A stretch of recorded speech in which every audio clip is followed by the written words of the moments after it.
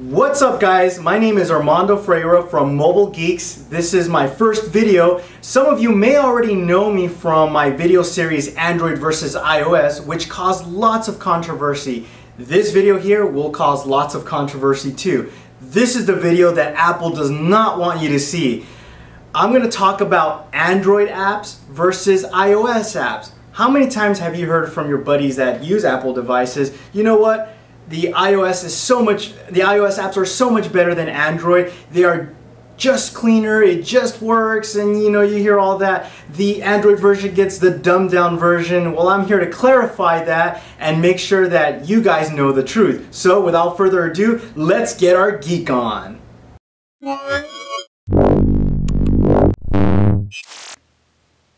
So the first app I want to talk about is Dropbox. So we're going to go ahead and load both Dropboxes up, and this is initially what you see when you load both apps.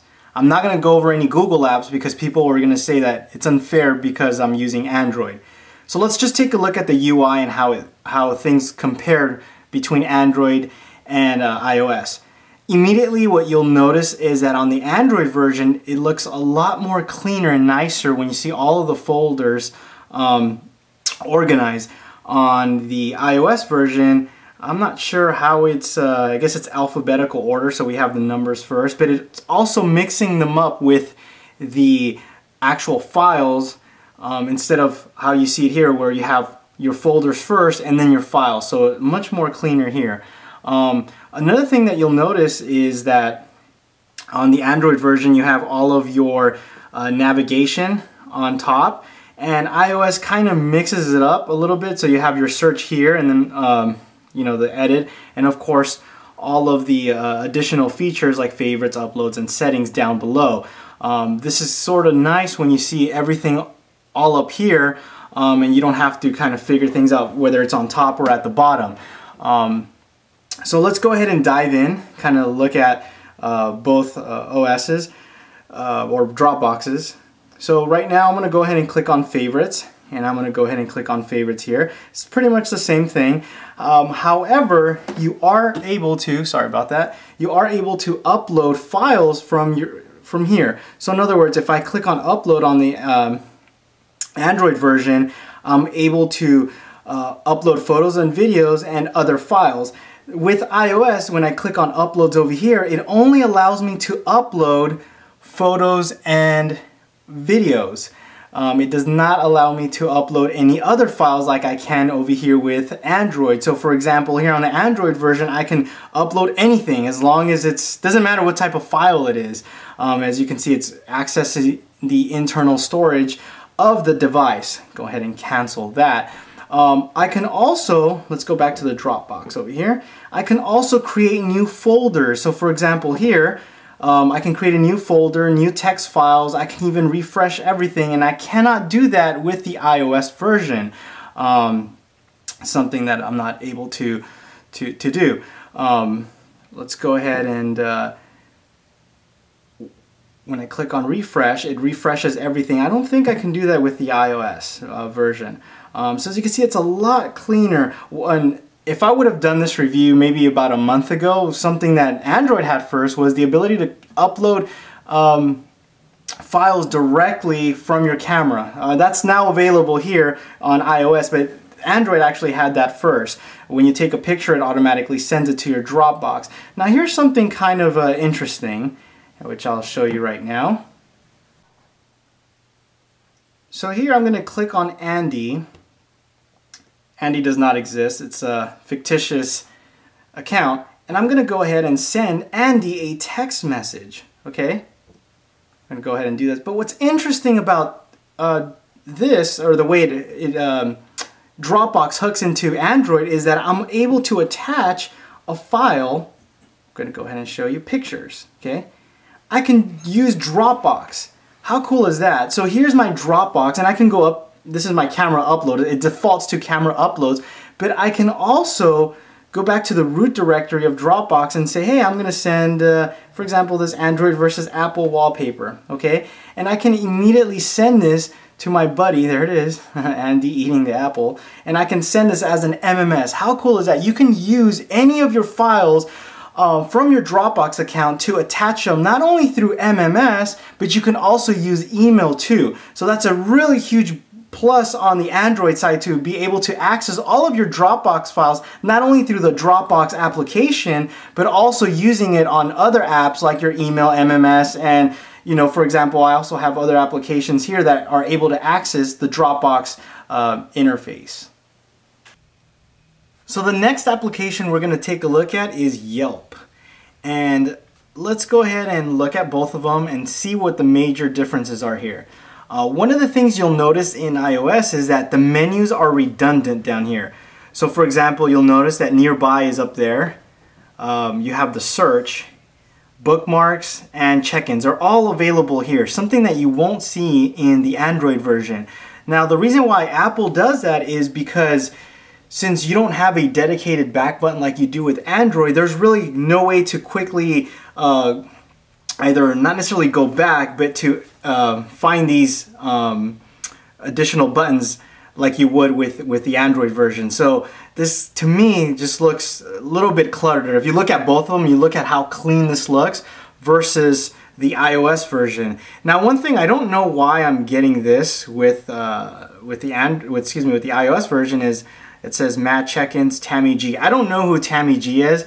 Apparently, it seems like you get feeds from people around your area, which I don't really care too much about. So I don't know how you would be able to disable that. Unlike on the Android version, it's clean. I don't really care about other people. If I want to know what other people have to or think about a location, I can just search for the location that I'm interested in and read reviews. So let's look at the menus here. You'll notice you have settings and add. With Android, you have your, sometimes there it goes. You have settings, and then I can add businesses too, which is similar to what you would be able to do over here on the iOS version. Nearby is the same thing, just shows you what nearby restaurants or locations you're looking for, about me, bookmarks, all that is pretty much the same. One thing that you'll notice here when we go to the second column is we have a thing called Monocle, and you don't have it here on the iOS version. Now, Monocle is available for iOS, but it's kind of hidden. I'll show you where you can access that, and we'll talk about the differences on Monocle, on how the Android version is a lot slicker than the Android or the iOS version. Check-in is basically the same thing, friends. One thing that the iOS version does have is talk. Now, I don't know anybody that would actually want to talk to people around your area.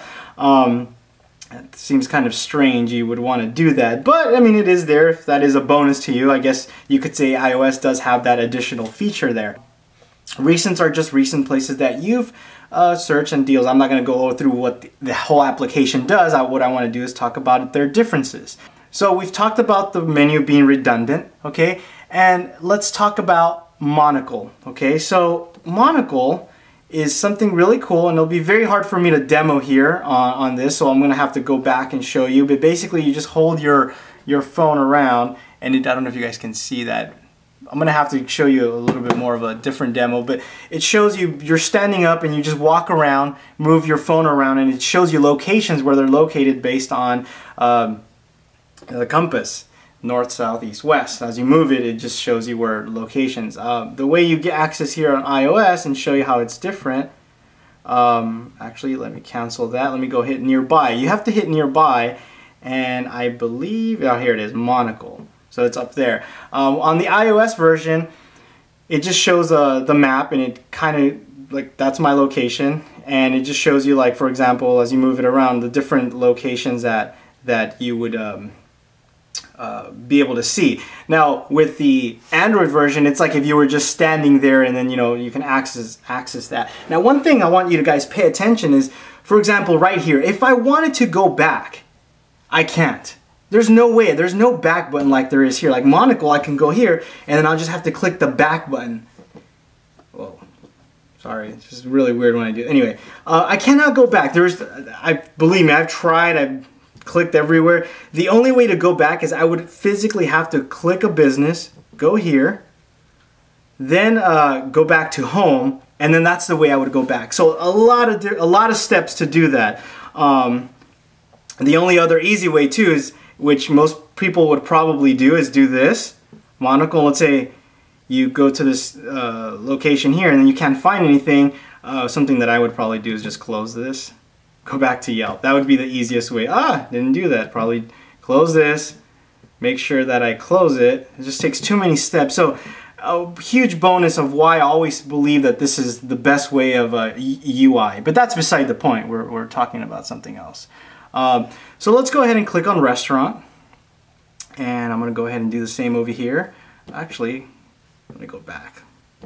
Sorry, I want to make sure. Let's go back home. Nearby, restaurants. And let's go ahead and find, let's say, Gondola Pizza. Okay, let's go ahead and find that one. So let's take a look at the differences here. For one, they look pretty similar. There are certain things that the Android version has additionally. So both of them display the price, both of them show the distance. I like how this is laid out more though. I mean, again, you guys are going to say, well, that might be your personal opinion, but everything is here.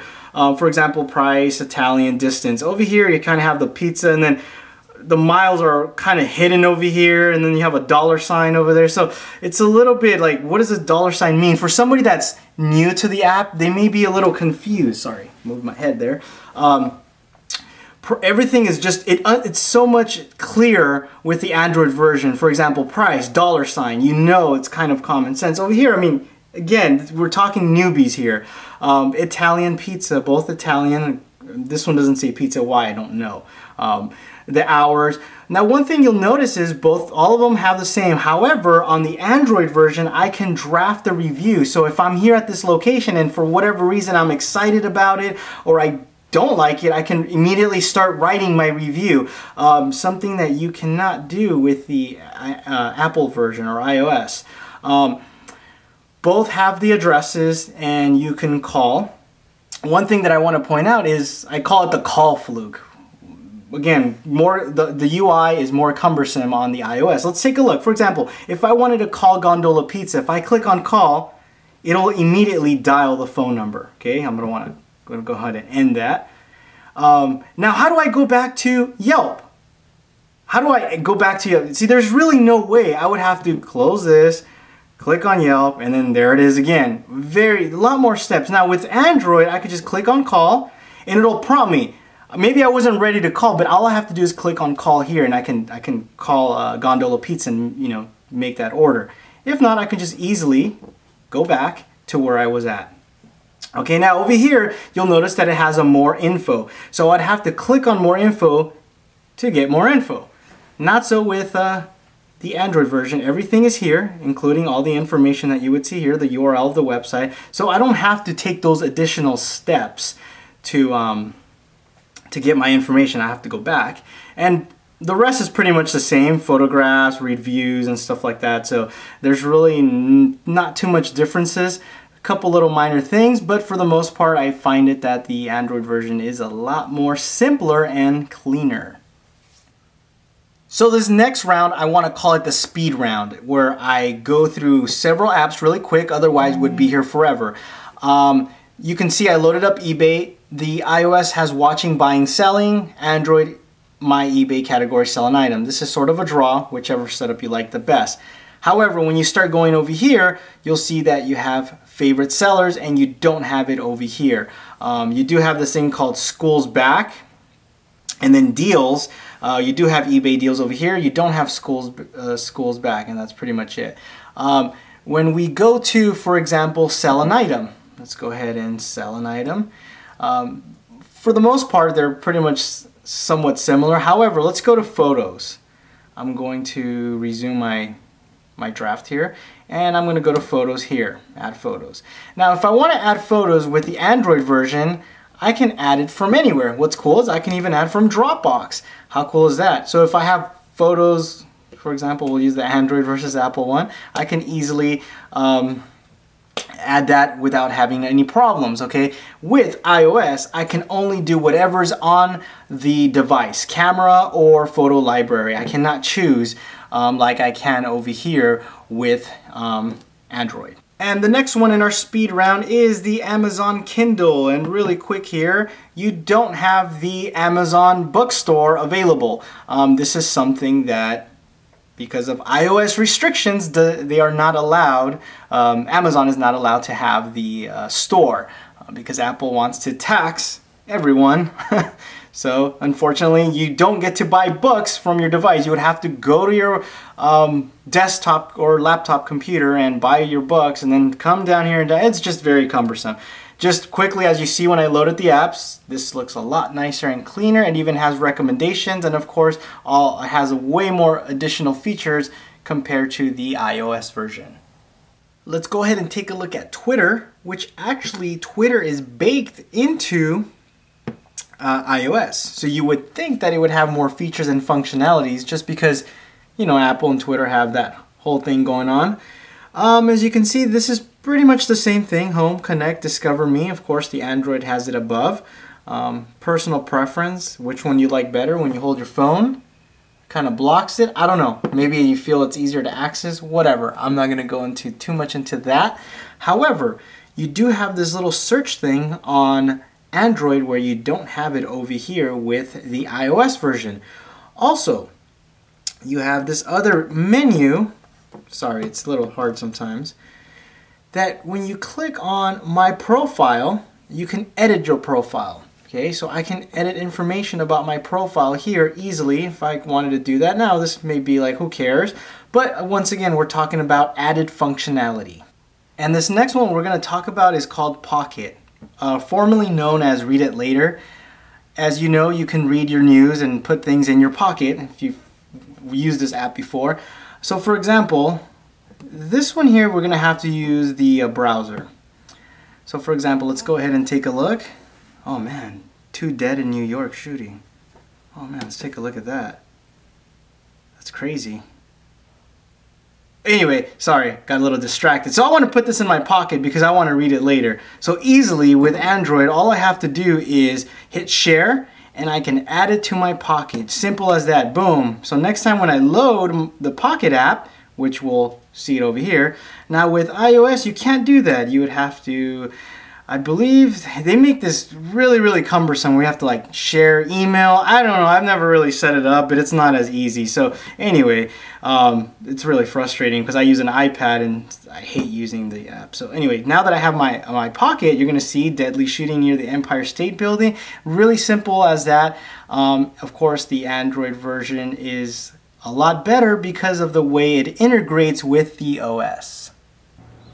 So there you have it. I just showed you a small piece of how apps compare between Android and iOS. I could have gone more in depth. For example, with Yelp, I didn't show you guys turn-by-turn directions, how easily it is to access that with Android, something that you can't do with iOS. iOS just gives you the map, but it doesn't give you those turn-by-turn directions. Same thing with Instagram, for example. Instagram, I can grab photos from my Dropbox. I don't have to use my camera or use the library on my phone. There's so much more stuff. But anyhow, this was just a small take to show you that in reality, Android is the one that gets the full version and iOS gets the watered down version. Anyhow, I hope you guys liked this video. If you want to know more about us, make sure that you subscribe to our channel, Mobile Geeks. If you want to know more about what I'm doing, I left the links below on Twitter, and you can follow me also on Google+. Keep watching us, and I hope you guys enjoy our channel. Thank you so much.